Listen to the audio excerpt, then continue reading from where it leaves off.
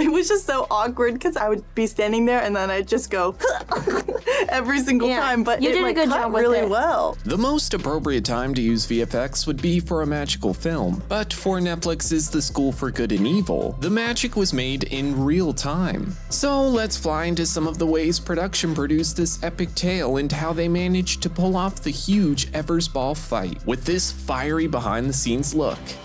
Number 1. We have always wondered how this scene would have turned out if it was an Evers Brawl. The Evers Brawl fight scene was so massive to plan and execute. With dozens of actors and stunt performers flying through the air, it sort of looked like everyone was just running around here. Every time you see someone flying, that's usually a real person on some sort of rig. But with the amount of flying stunts and pyro effects, stunt coordinators needed to make sure all persons involved were safe, and of course, knew what they were doing. Sophia, Wylie, and Sophia and Caruso had such a tough time delivering their dialogue that they were forced to come back into a voiceover studio to dub their lines in. The sound of these flames was like, yeah. So we were trying to focus with the sound of this fire and then had to go back in later. Dub it over ADR. Typically for films, this doesn't come to a surprise, but they were not really looking forward to that part of the fight scene. Can we just say though, those crew members working the pulley systems really deserve Oscars for their work.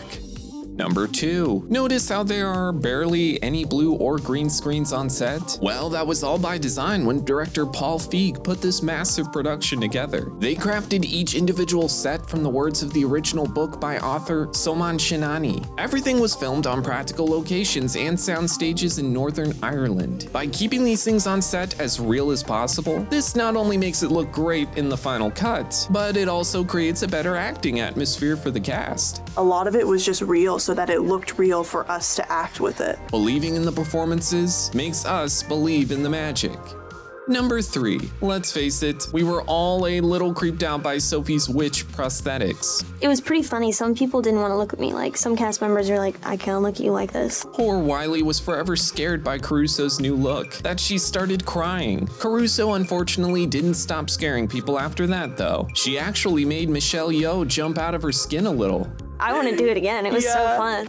Number 4. While the majority of the School for Good and Evil was practically done, you still need to add a few touches of VFX to make the spells pop. Even when digital effects were added, however, they still used practical effects to beef up the end results. The magical finger spells were a lot of what the characters used. They were made by placing a light at the end of their fingers. We had like a prosthetic finger that looked really weird. It was like a very huge ET moment. This made for a pretty visual experience for the audience, and quite an enjoyable time for the cast. The fire effects, however, were not so enjoyable, particularly with the fire in the Evers Brawl fight scene, roaring over everyone's hearing.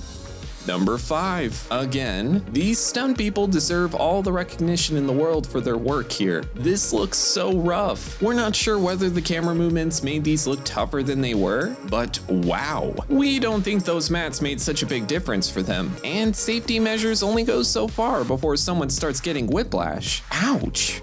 Number 6. We've always wondered what it'd be like to be a costume designer for a blockbuster movie. According to costume designer Renee Ehrlich-Kalfas, it is not as carefree as many would think. By the time she was done creating the almost endless supply of outfits and accessories, she was extremely exhausted. She may have gone a little off her rocker with this one, saying, "We did almost 1,000 custom-made costumes, plus 750 boots, shoes, and pieces of jewelry. I can't even tell you about it all. We made everything." Number 7. No thank you. We will not be picking a fight with Jamie Flatters anytime soon. You can really tell that a lot of the actors in this movie put in the work to do their own stunts, even though it kind of looks like Jamie will need a few hours to recover from this sparring session. But hey, if he knows what he's doing here, we're positive he can pull off all the complex moves Tedros can do. Number 8. Here's a challenge question for all of you. How many rehearsals do you think it took for these boys to get this right? Seriously though, we would like to know. We would guess more than a few times for sure. And anytime actors have to wave swords around uniformly is super exhausting. But the way it turned out in the end, incredible. We laugh at the thought of that one person messing it up at the end though. We would definitely be that person.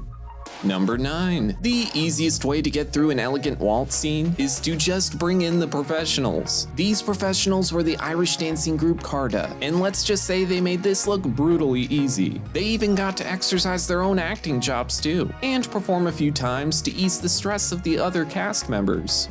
Number 10. We're sure any naysayers out there can agree that this scene was pretty rad. But what was even more radder about this fight sequence was the stunt rehearsal. And luckily for us, they filmed it. Now, since these movements required a lot of leaps and punching, we can only wish more of this was in the final cut. They really proved to us time and time again that they can just make these moves look so easy.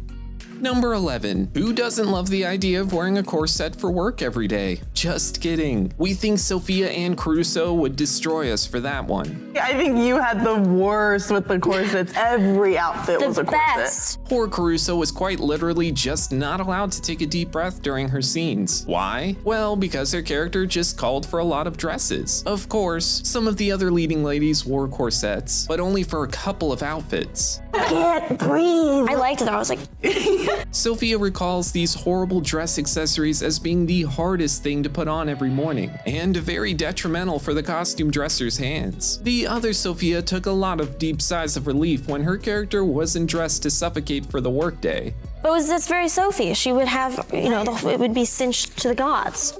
Number 12. Hester was incredibly hard to cast, as her character's personality was so unique to anything anyone's ever seen. Casting director Fiona Ware had to sort through thousands of actresses, and ultimately landed upon the devilishly evil Freya Parks. Hester has a very specific kind of energy, which made it hard for us to find the Hester. You got them. You got Oh, I know we got her. With approval by Soman, Freya was just the only person in the world right for this part.